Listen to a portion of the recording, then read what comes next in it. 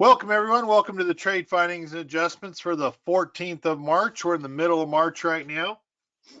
If I was to ask you guys what currently is happening in our market, what would you tell me? I know a couple of people asked, well, why are you asking about the market, right? I thought this was a trade findings. If you don't start with the macro and work your way down, you're going to miss quite a bit. What is it? Like 90 some odd percent of stocks follow the market average. Low tide sink all ships. There are a couple things that we hear there. So that's why we're starting with market information first. If you could tell me, maybe going on for this week, what would you tell me is happening this week? There you go. I like it. Bad inflation data. And I might also say inflation heading higher versus lower, right? So why is that important? Why is this important to know that inflation is heading higher versus lower? Obviously, the CPIs came out a little hot, 0.4 versus 0.4. Core was also 0.4 instead of 0.3. Today, the PPIs were awful, right?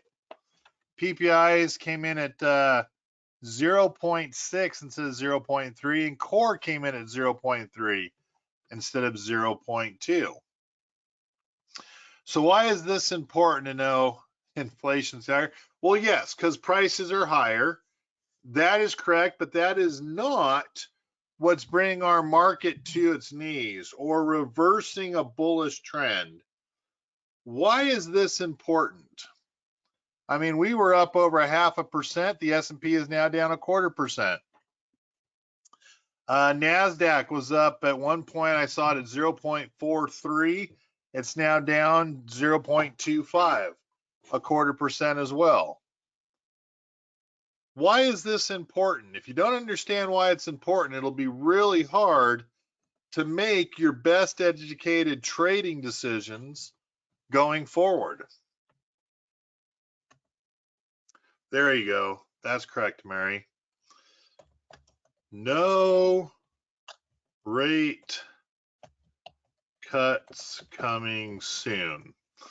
Meaning inflation's up this month, so we need April, May, and June to give us 3 months, according to what Powell said last week. He's looking for a 3-month trend roughly, which means our first rate cut now won't come to July.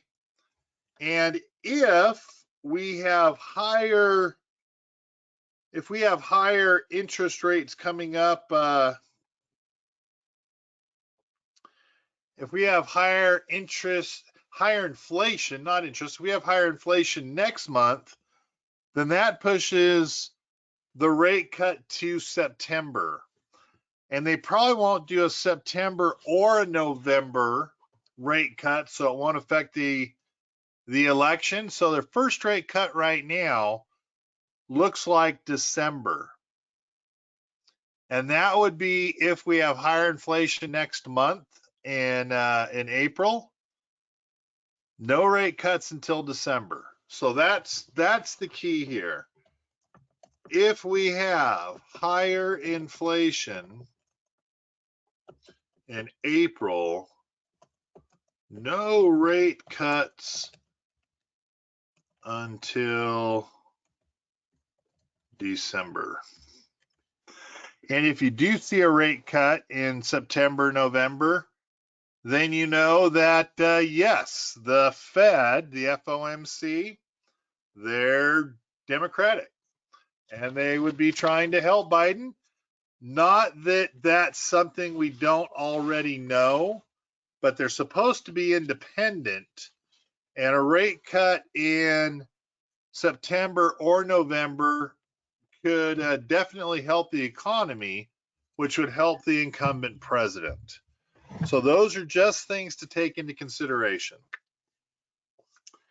What could throw a damper on the market? Tax selling March and April. March is usually down month in the market. And more importantly, higher inflation would affect the market. Does anyone pay attention to Jim Cramer? Cramer at Mad Money. Anyone listen to Cramer on Mad Money? I believe he does his show maybe 6 o'clock Eastern Standard Time. So it's funny. I see a couple no's and I see a couple yeses. I'm just going to say, and I found this quite funny. Yesterday, he did a show on his mistakes. That's what he called them. On his mistakes. In general, 8 mistakes on a 31 to 33 stock portfolio. And again, they weren't necessarily mistakes, but maybe some were. It's funny because he used Disney. Oh, I thought Disney was going to turn around. I should have sold at 160. I held it on the way down. Got out on Boeing. And when I got out on Boeing, it was at 121. It then went up to 200. He's used some of the stocks that I invest in as how he mismanaged or lost money on those stocks. Here's an interesting question. Do stocks fall down faster than they go up? What do you think? Do stocks fall down faster than they go up?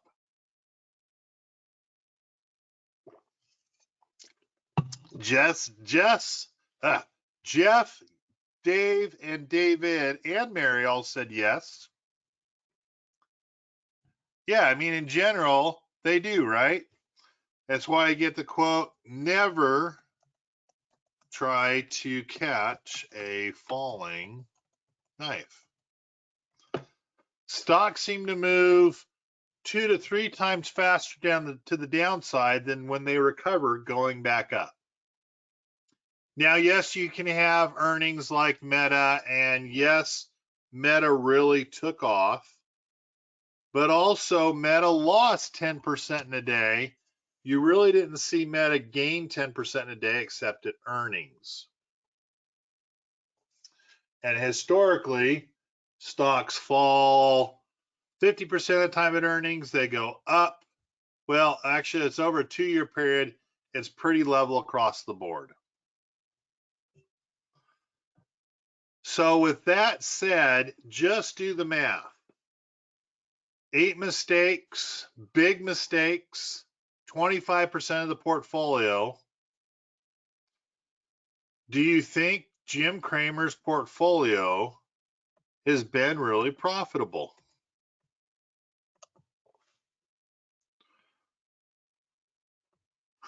They take the stairs up and the elevator down. Well said, Jeff. Do you think Jim Cramer's portfolio has been really profitable? Yeah, of course not. There you go. If 25% loses 10, 20, 30, 40, 50% or more, and stocks go up much slower than they go down, he's kind of hosed.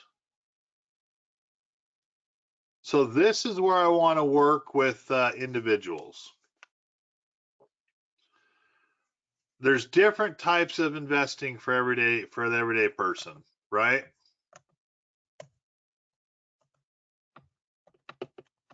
Portfolio creation.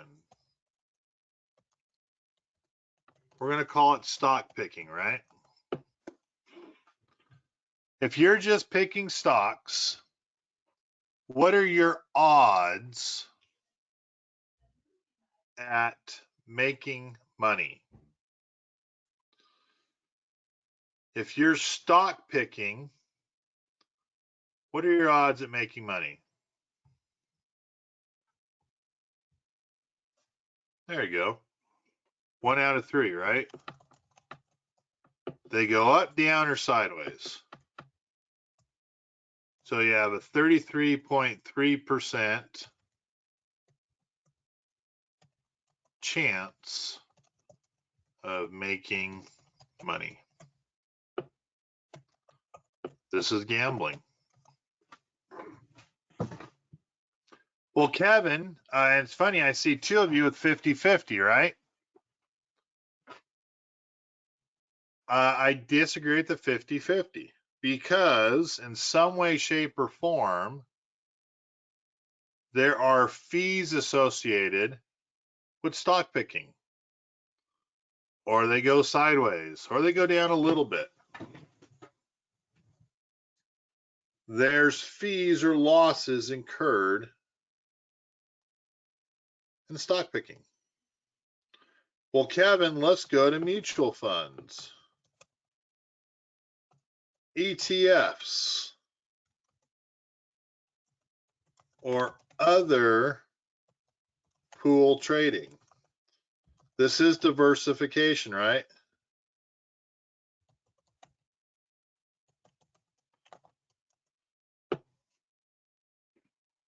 It's funny because 96% of mutual funds don't beat the S&P 500. Their fees are expensive. Fees are anywhere between 5 to 9%. And out of curiosity, would you consider diversification protection? Is diversification protection? 2 of you said no, and 3 of you said yes. So Jeff and Dave, I'm going to hold off on you guys. Jim, you might be the tiebreaker. Mary, how well did diversification protect you in 2008? How about in 2000? How about 2002 when the stock market was down 19.8%? And I know your mutual funds are down that 26% range. No, it's not protection. It truly isn't. So what if we stuck in some other things? How about day trading? Is day trading protection and a great way to invest? There we go. I agree. That truly is gambling. I could go options. I could go commodities. I could go currency. We could go token trading. Bitcoin trading, right? What else am I missing? Options. Straight option trading. The reality, all these also equal a 33.3% chance of making money. And even if you believe, even if you are 50-50, the downs are much more pronounced than the ups. Truly, the stock market is stacked against you. Truly, investing is stacked against you.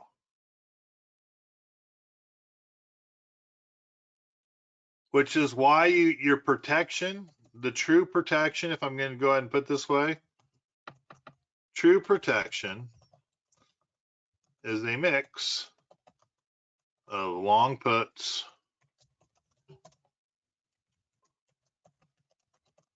and stock ownership.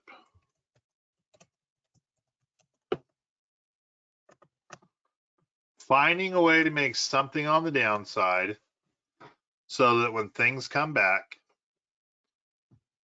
you would have dollar cost averaged without having to put more money into it, and gave yourself the opportunity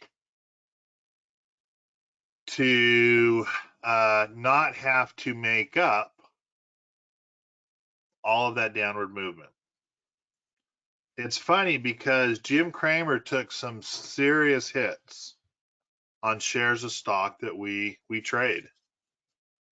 Hits on Apple, hits on Baidu, Boeing, Disney, Ford. There was a sixth one. It was like six that I heard that he talked about.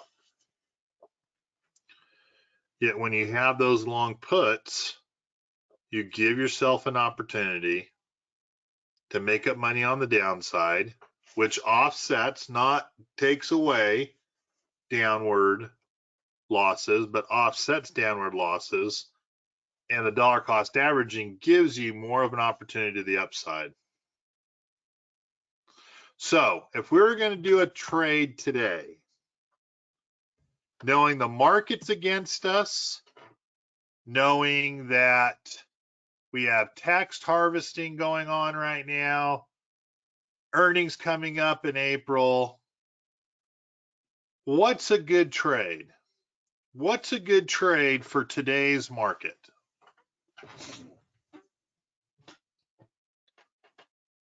What would be a good trade for today's stock market?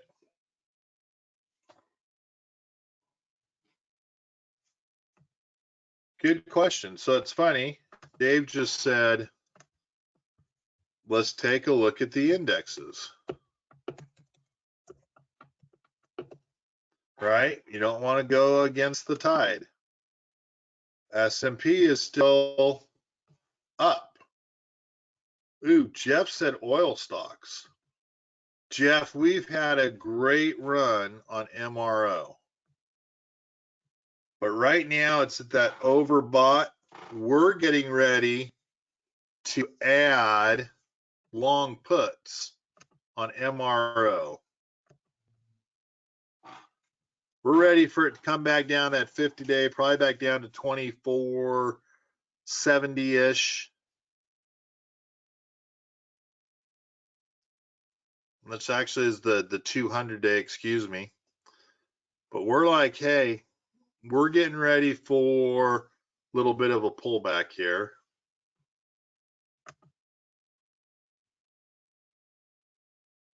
In all honesty, if I was looking for a trade, I would look for a beaten down stock. Oversold. And that's what we just had over there. If I was looking for a trade today, my bet would be Under Armour.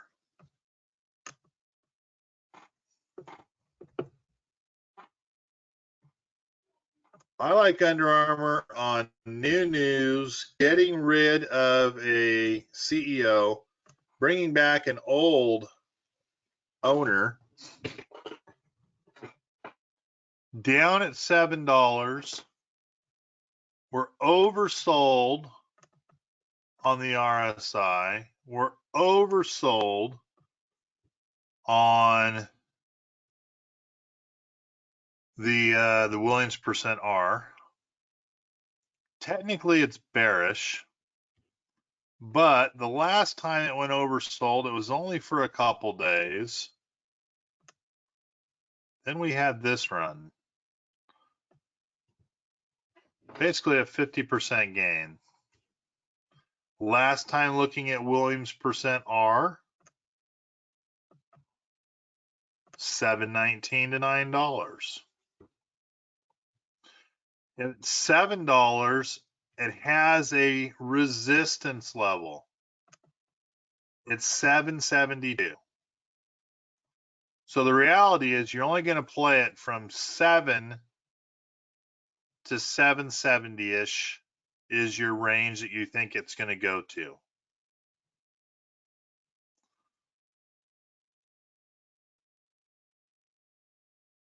So if I was looking at something to get invested in,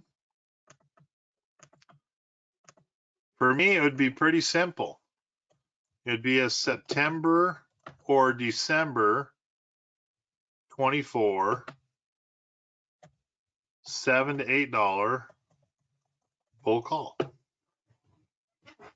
I'm going longer out in time. I want 2 earnings events. But the thought process is in April's earnings, it could talk really highly of what it's going to do in summer. Summer sales typically help out Under Armour. More athletic, that's not the word I'm looking for. More opportunities to use athletic gear in summer. I would be looking at, yes, it could fall down to 650. That's what the short call would be for. In fact, here's how I would exit it. I would exit the trade, primary exit, right?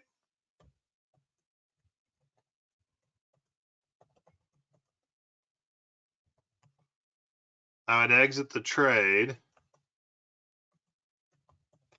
around the $7.70 range. If it goes down to $6.50, I'm not typing right, I would exit the short call at 8, take a profit, and let it run back up. That would be my adjustment if it doesn't go the way I had planned.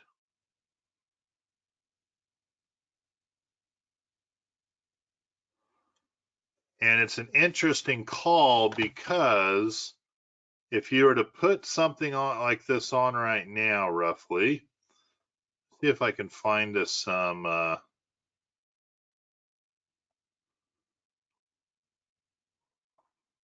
give me a quick second here. If we were looking at a trade like this,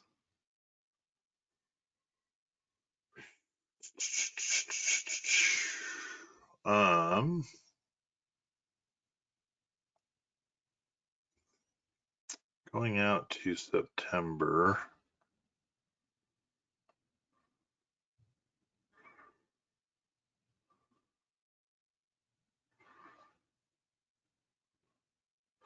Ooh, September only has $5 and $7 ones.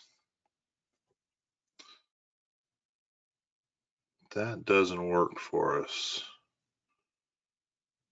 So let's take a quick peek.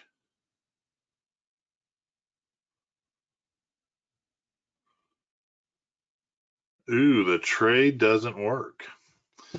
In which case now the trade doesn't work because they have 750. Buy the stock at $7.07 with a September. Wonder what a short call would be.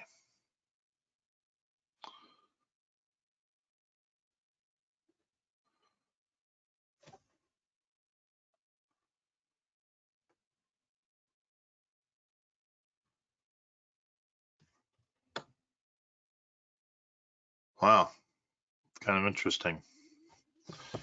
With a September 750 short call for big spread,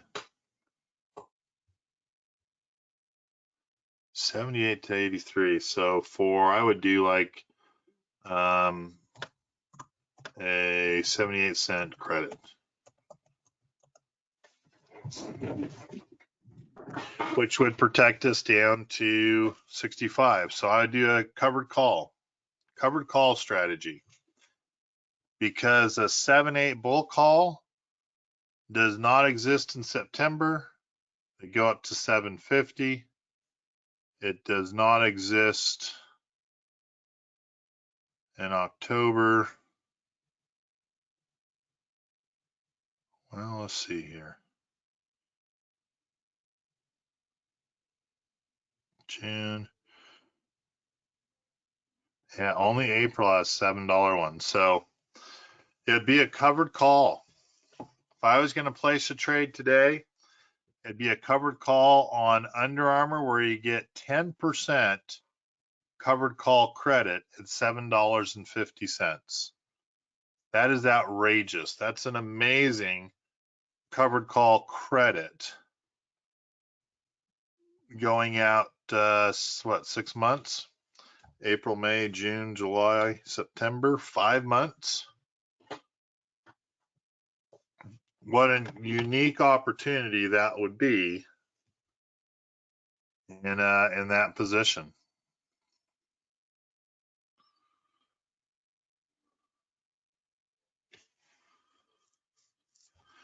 All right, any questions?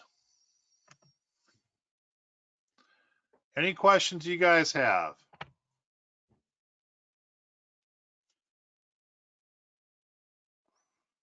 If not, I will see you guys on Monday. Thank you for putting up with me so I could go watch my son play some varsity soccer. First time for him, so it was pretty fun to see. All right, guys. Hey, appreciate your time. Please invest at your own risk. But if I was looking for a trade today, it would be a covered call on Under Armour. Buying the stock today at $7.07, which on 100 shares is only $707. You get a 78-cent credit on a short call. That'd be $78 credit. It's a $620-ish trade. Not a bad trade. Oh, yeah, why not? So your return, right?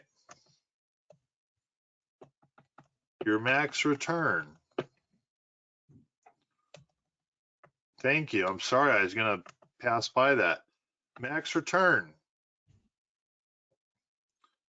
$7.07. Well, actually, you get called away at $7.50 minus your cost basis of $7.07, but you do get to add in your 78 cents of credit. So if I do my math correctly, you're looking at 43 cents plus 78 cents equals a $1.21. If you divide, well, you got to do what? 707 minus 78 cents is 629. So you divide it by 629 cost basis. I just told you 619 is 629.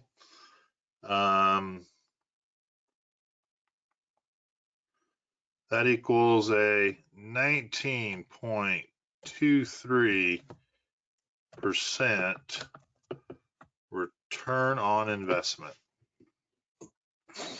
Not a bad return. Yes, I know it was trading at $9 not too long ago, Dave, but this would be creating a new trade today. And I would not, for 5 months and 19.23% return, I would not feel bad making a 19.23% return. Could I make more? Could I adjust it and roll it out? Yes, yes, yes. But the big question is, hey, would I want to? I'd be totally okay just with taking this return and calling it good. But good question there, Dave. All right, guys. Hey, you guys have a good afternoon. Enjoy your weekend. Look forward to seeing you next Monday. And trade today, covered call on Under Armour. Talk to you later. Bye-bye.